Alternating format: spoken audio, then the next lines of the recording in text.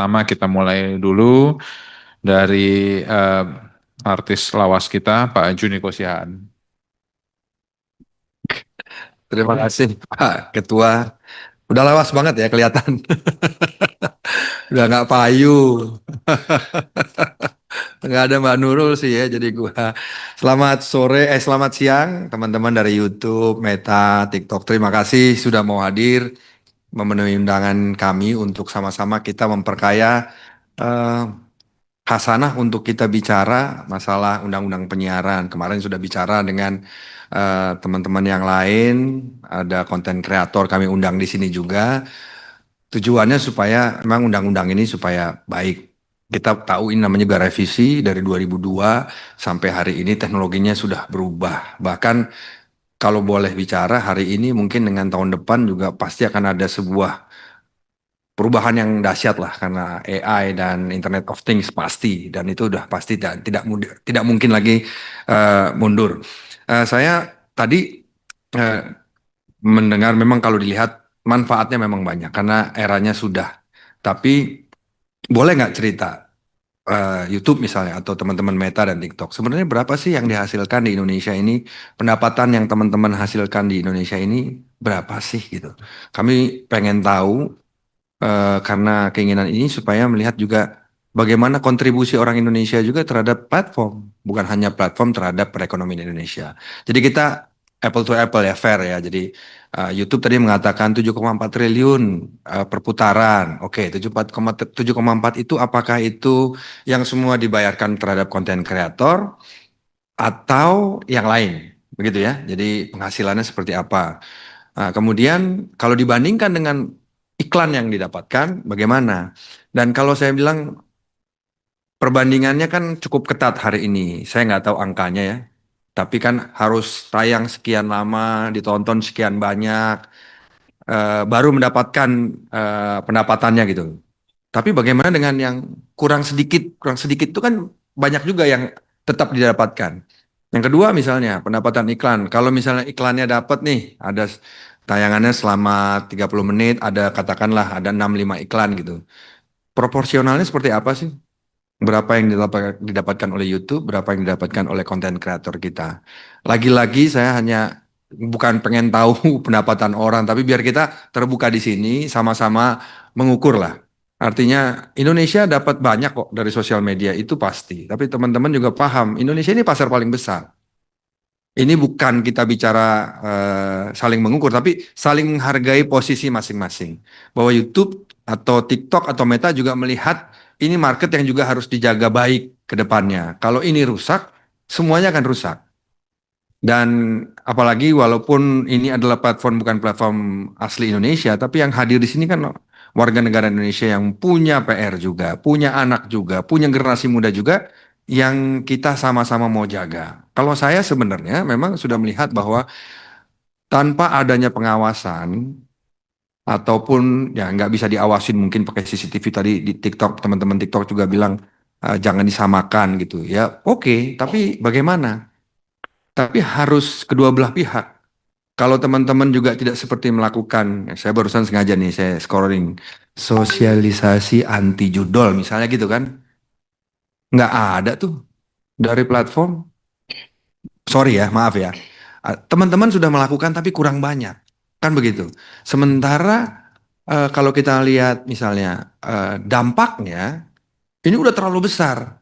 Jadi karena kalau hanya ya kami sudah melakukan sosialisasi kok, ya menyelesaikan tugas lah, nggak merasa bahwa ini adalah perang kita bersama.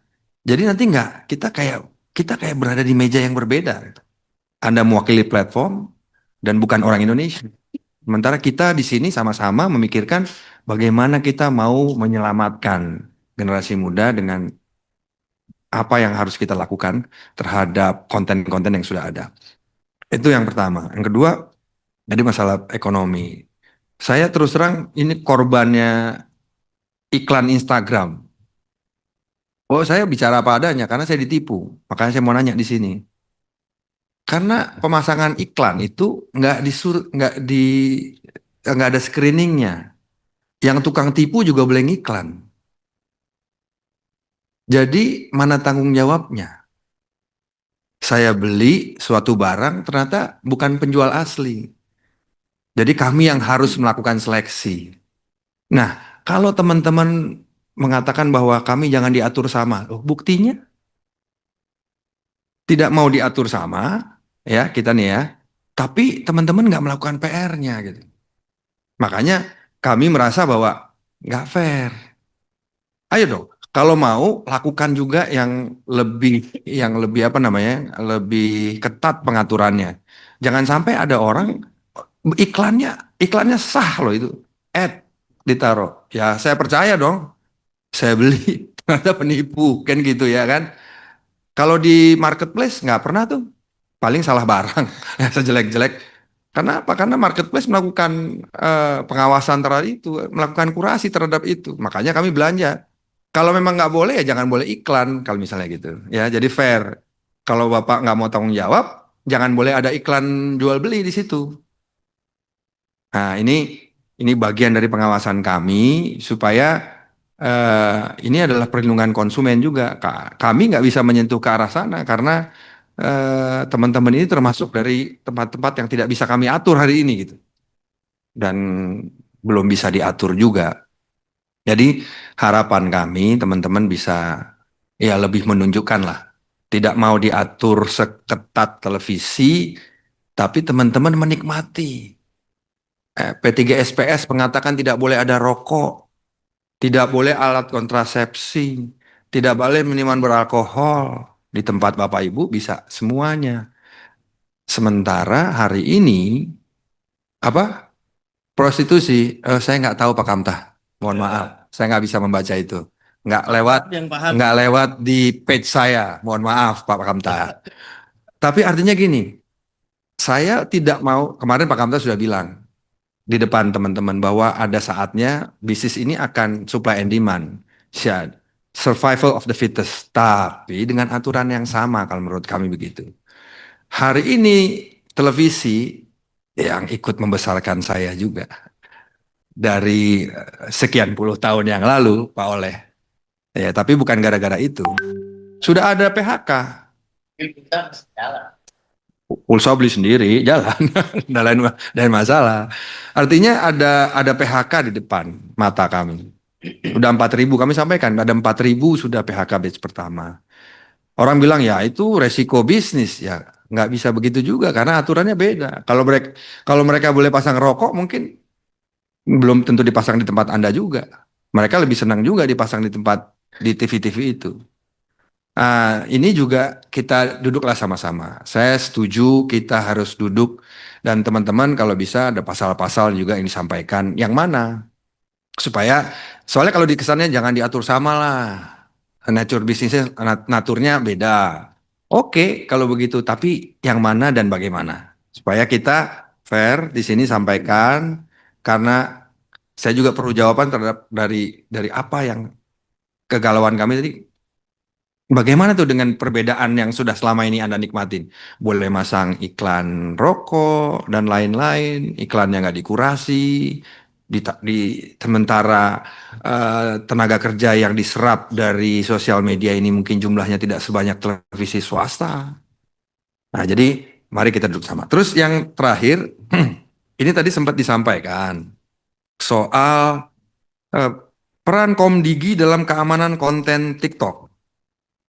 Permen Kominfo 5 nomor 22 mengatur jangka waktu pemutusan akses 1 kali 24 jam untuk konten umum dan 4 jam untuk konten mendesak.